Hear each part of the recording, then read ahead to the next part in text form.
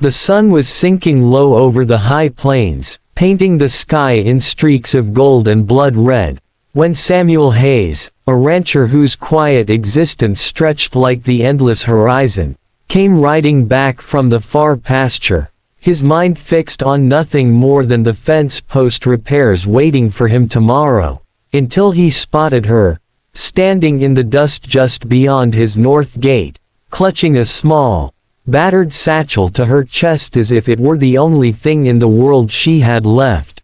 She looked out of place, too clean for a drifter, too desperate for someone passing through on her own terms, and when she saw him slow his horse, her eyes, big, dark, and trembling, fixed on him with a plea that seemed older than both of them, she stepped forward, voice cracking like a branch underfoot, and whispered, "Please, I'll do anything," and Samuel, a man who had built his life around silence and distance, felt something in his chest shift at those words, like a door he'd long nailed shut groaning open, but he didn't speak right away, just dismounted slow, dust puffing up around his boots, and took one step closer. She didn't flinch, but her grip on that satchel tightened until her knuckles went white, and he saw then the faint outline of bruises on her wrist, half hidden by the cuff of her dress. "The kind that didn't come from accidents. Who hurt you?"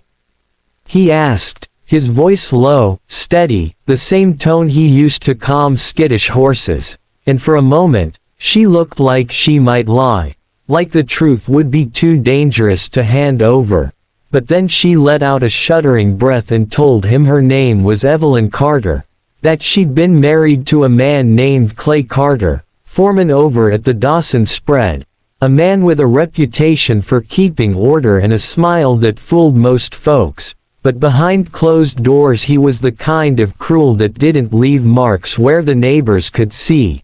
She'd tried to run twice before, and twice he'd found her, each time making sure the punishment lasted days.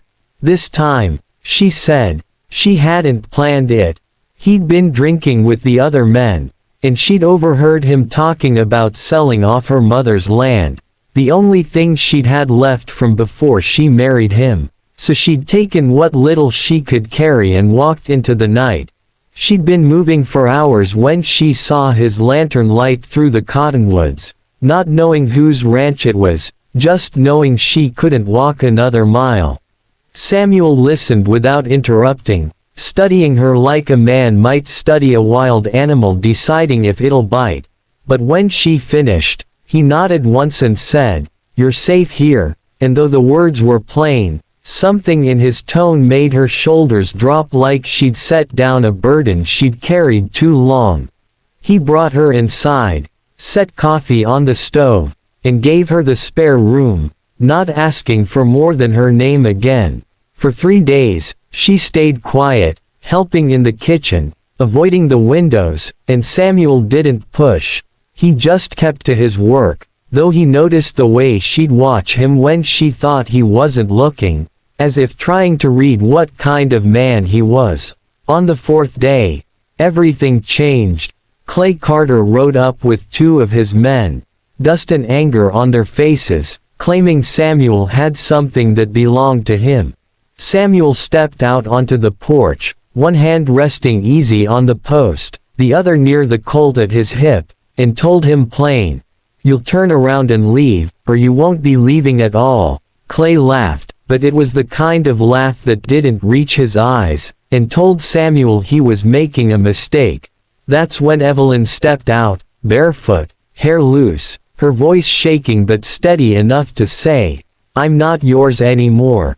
Clay's face twisted into something ugly, and one of his men reached for his rifle, but Samuel's hand was faster, the shot ringing out sharp in the dry air, sending the man's hat spinning into the dust.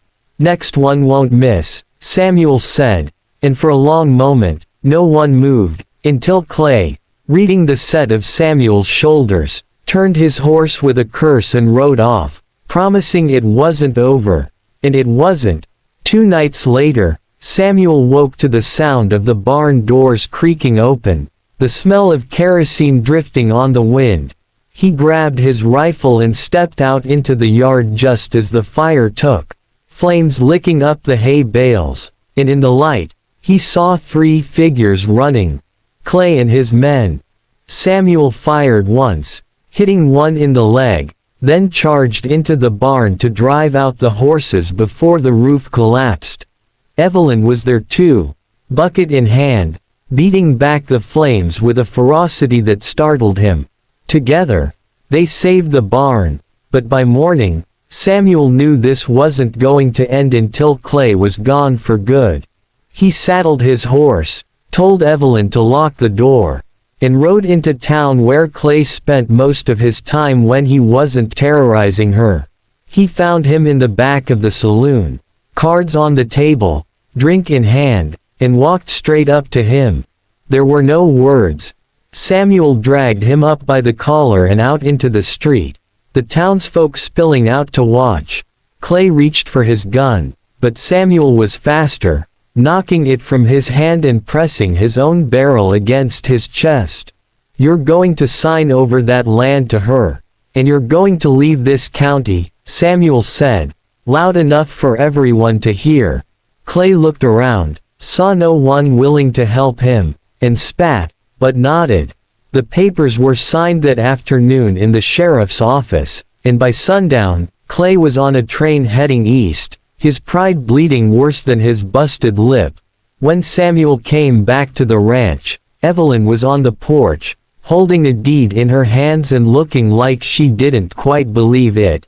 "It's yours now," he told her, but she shook her head and said, "It's ours, if you'll have me." And Samuel, a man who'd lived years with nothing but his land and his solitude, felt that door in his chest swing wide open. From that day on, she was no longer just the woman he'd found in the dust.